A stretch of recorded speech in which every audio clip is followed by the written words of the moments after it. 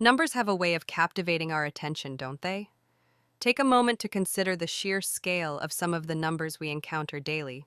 For instance, Americans spend a staggering $300 million every single day on clothing.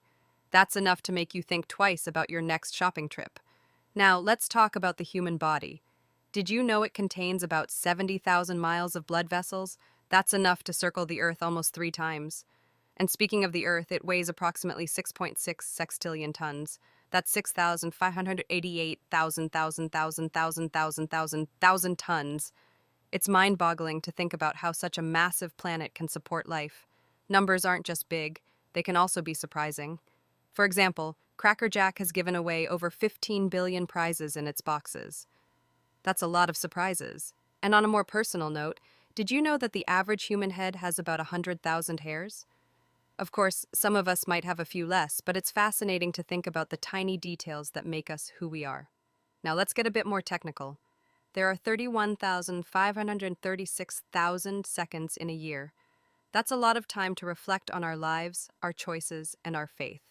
And if you're a word lover, you might be intrigued to know that there are about 8 million words in the English language. That's a treasure trove of expression.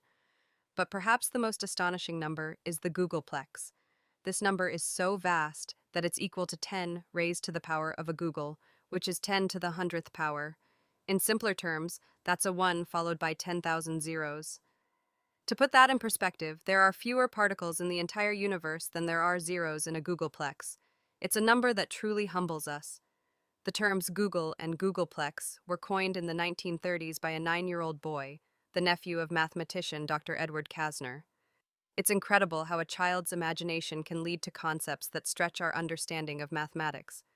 As technology has evolved, so have our methods of counting. Gone are the days of simply pointing at people as they walk by. Now, we have handheld tally counters, infrared beams, and even artificial intelligence to help us keep track of numbers. It's a testament to our desire to quantify everything around us. But let's not forget the lessons from history. In the Bible, King David faced a temptation to count his people, driven by fear of his enemies. Instead of seeking God's guidance, he relied on numbers to measure his strength. Even Joab, his commander, cautioned against this. It's a reminder that counting can sometimes lead us to trust in our own abilities rather than in God's provision. Ultimately, we can count on the Lord. The Bible tells us in Revelation 7:9 about a multitude so great that no one could number them, from every nation and tongue standing before the